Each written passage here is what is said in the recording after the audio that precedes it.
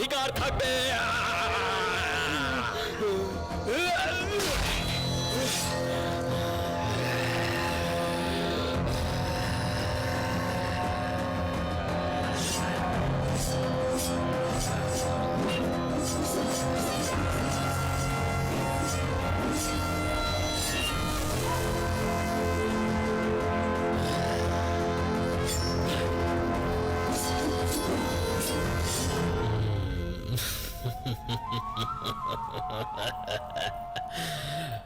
রত্না যে কোনো কাজ করতে বাঁ হাত ব্যবহার করত, কিন্তু তুমি তো দেখছি তলোয়ারটা ডান হাতে ধরে রেখেছ।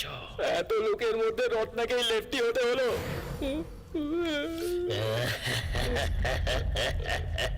পারফরমেন্স তো একটু রাইট ছিল, শুধু হাতটা একটু রং হয়ে গেছে।